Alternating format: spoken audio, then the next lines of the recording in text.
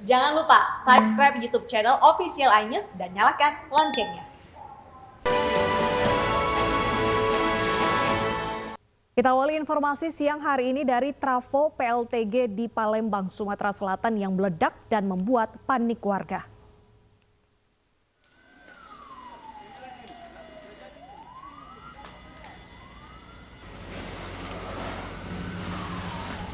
Petugas kebakaran yang dibantu petugas PLTG berusaha memadamkan api yang membakar trafo unit 3 pembangkit listrik tenaga gas. Saat terbakar, trafo sempat mengeluarkan suara ledakan seperti percikan kilat yang berwarna kuning di udara. Api baru dapat dipadamkan 2 jam kemudian setelah 3 unit damkar Kota Palembang diterjunkan ke lokasi kejadian.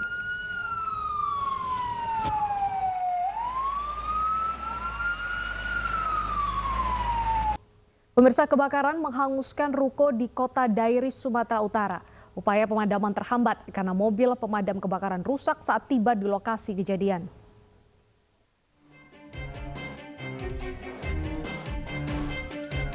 Satu unit ruko di Jalan Pegagan Sidikalang, Dairi, Sumatera Utara terbakar. Mobil pemadam kebakaran pun tiba di lokasi, namun ternyata alat pemadam rusak. Warga pun panik dan emosi karena mobil pemadam kebakaran tidak bisa memadamkan api yang sudah menghanguskan ruko. Mobil pemadam pun akhirnya kembali ke pos.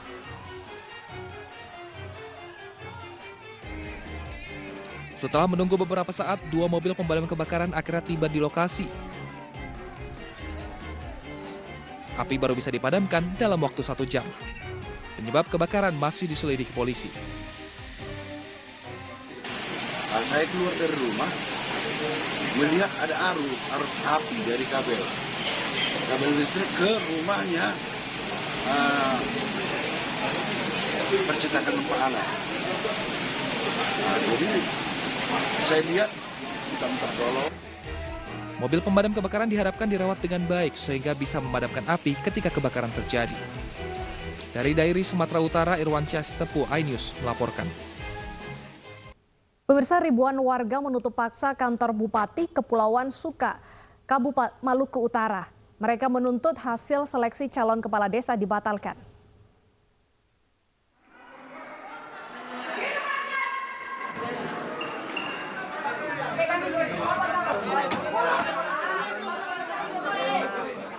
Ribuan warga dari 80 desa di Kabupaten Kepulauan Sula, Maluku Utara menggeruduk kantor bupati karena geram dengan hasil seleksi calon kepala desa. Warga menilai proses seleksi ini tidak transparan. Mereka yang lolos seleksi diduga merupakan orang dekat Bupati Hendra Tates yang bekerja untuk memenangkannya di Pilkada 2020 lalu. Aksi protes ini diluapkan dengan memalang kantor bupati menggunakan kayu balok. Bukan negara kekuasaan. Dia mengerti itu. Aparat kepolisian dan Satuan Polisi Pamong Praja kewalahan meredam emosi warga. Pilkades yang ada ini kami rasa bermuatan politik. Kenapa? Karena kami punya wilayah ini kan cukup besar, DPT cukup banyak. Kenapa harus cuma dua orang saja? Seharusnya lebih dari 2 orang. Sementara itu, Kepala BPMD Fataha Umas Sangaji mengakui tidak mengetahui pengesahan 160 calon kepala desa yang dinyatakan lolos. Dan tidak ada rahasia umum lagi bahwa berita acara pengesahan nama-nama yang lolos itu demi Allah dan Rasul saya tidak akan tahan. Selain memalang, warga juga berunjuk rasa di halaman kantor Bupati Kepulauan Sula. Mereka teguh meminta hasil pemilihan kepala desa dibatalkan. Dari Kabupaten Kepulauan Sula, Maluku Utara, Ismail Sangaji, iNews melaporkan. Pemirsa, kecelakaan beruntun terjadi di Jalan Lintas Sumatera Padang Solok, Kota Padang. 2 mobil terjun ke jurang sedalam 50 meter.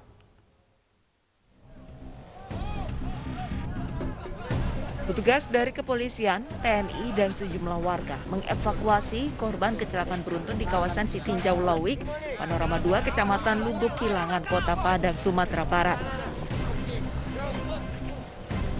8 orang pengemudi dan penumpang kendaraan yang terlibat kecelakaan beruntun terluka parah. Korban dibawa ke Rumah Sakit Muhammad Jamil Padang dan Semen Padang Hospital untuk penanganan lebih lanjut. Mobil tersebut didorong ke bawah sampai masuk jurang. Dan ada satu motor yang terbawa arus juga oleh mobil truk tersebut. Untuk korban sekarang ini belum jelas berapa jumlahnya, tapi yang sudah pasti kami bawa ke Rumah Sakit SPH ada sekitar 8 orang. Mobil, karena mobil remnya tidak terkendali, off control, maka terbawa oleh arus mobil. Kecelakaan beruntun ini terjadi saat sebuah mobil dump truck yang melaju dengan kecepatan tinggi kehilangan kendali karena remnya tak berfungsi. Truk menabrak 4 mobil dan 1 sepeda motor. Akibatnya, 2 kendaraan terjun ke dalam jurang sedalam 50 meter. Dari Padang, Sumatera Barat, Budi Sunandar, Ainis melaporkan. Pemirsa, seorang oknum Dinas Perhubungan Kota Lubuk Linggau kedapatan meminta pungutan liar kepada sopir truk sebesar Rp50.000. Akibatnya dia diberhentikan secara tidak hormat dari jabatannya. 50.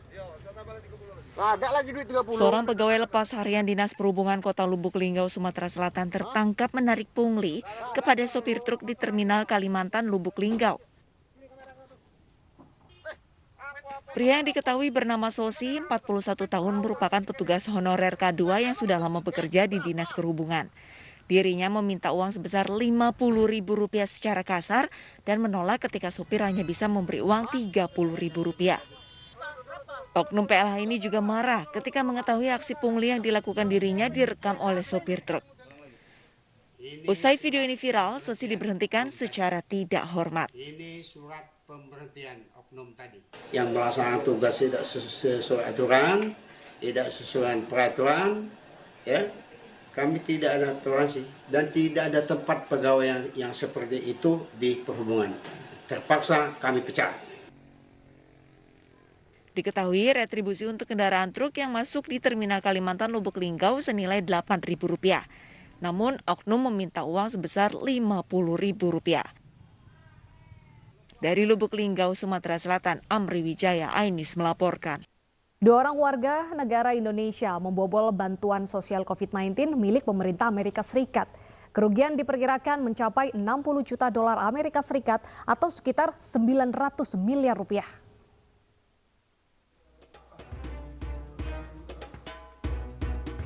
2 orang hacker asal Indonesia berinisial SF dan MZM ditangkap polisi. Keduanya ditangkap setelah meretas situs bantuan sosial untuk COVID-19 milik Amerika Serikat. Modusnya, pelaku membuat situs palsu yang menyerupai situs resmi bantuan sosial milik pemerintah Amerika. Dalam situs tersebut, pelaku mengambil data pribadi dari para korban yang merupakan warga negara Amerika. Melalui data pribadi tersebut, pelaku mengklaim dana bantuan dari pemerintah Amerika dan mengambil keuntungan pribadi. Kerugian hampir $60 juta Amerika Serikat. Orang-orang yang mengisi data itu tertipu itu 30.000 orang. Setelah itu datanya diambil, kemudian dikirimkan ke pemerintah. Pertanyaannya apa sih data yang diisikan? Data di web ini adalah web resmi yang dibuat pemerintah Amerika Serikat kepada korban-korban yang terkena COVID. Polisi masih menyelidiki keterlibatan pihak lain termasuk warga negara asing. Polisi mengamankan barang bukti berupa 3 laptop, foto situs resmi dan palsu. Akibat perbuatannya, pelaku terancam hukuman 9 tahun penjara tentang Undang-Undang Elektronik. Dari Surabaya, Jawa Timur, Rahmat Ilyasan, iNews melaporkan. 4 terapis spa di Kota Medan, Sumatera Utara terjaring razia Satpol Pamong Praja. Mereka ditangkap saat melayani tamu di salah satu kamar spa.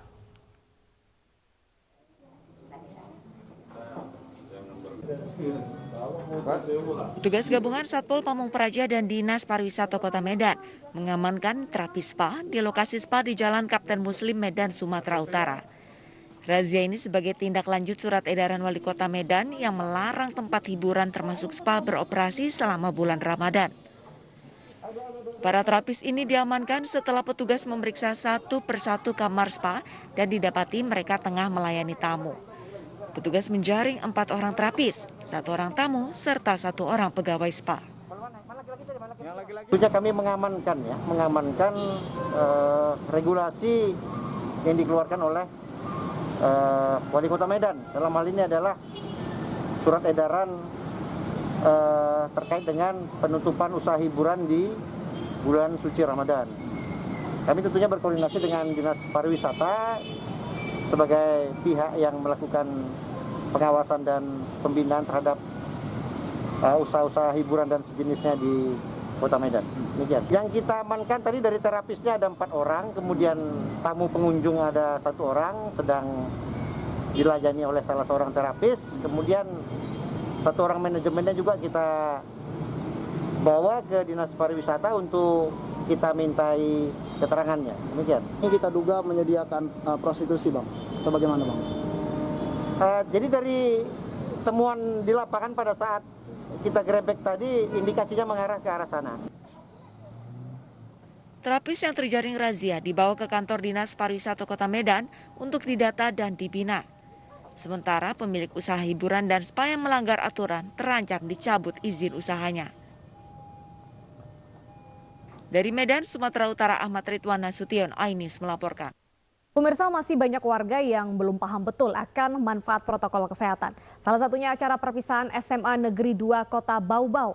Siswa dan guru asik berjoget tanpa masker dan jaga jarak.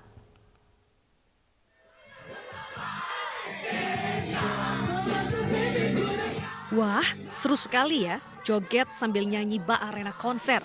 Lupa ya, kalau COVID-19 masih menghantui?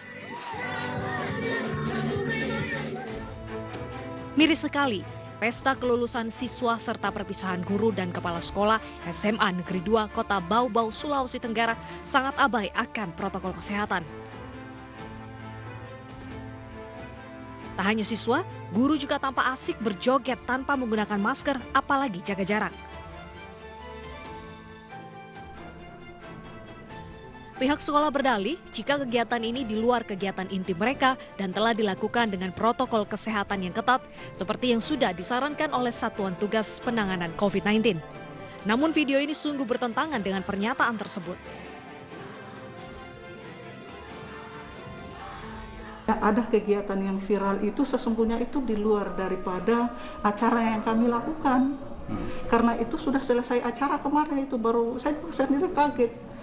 Sudah selesai acara baru itu mungkin karena luapannya anak-anak dan itu siang hari jam 12 siang itu pakai jas anak-anak. Sesuai dengan hasil foto-foto dan video-video itu tidak menggunakan lagi, sudah melanggar prokes. Indonesia masih berjuang keras untuk keluar dari lingkaran pandemi COVID-19. Perjuangan ini diharapkan didukung seluruh pihak dengan patuh akan protokol kesehatan dan menghindari kegiatan yang berpotensi melahirkan klaster baru. Dari Kota Bau-Bau, Sulawesi Tenggara, Andi Eba, iNews melaporkan.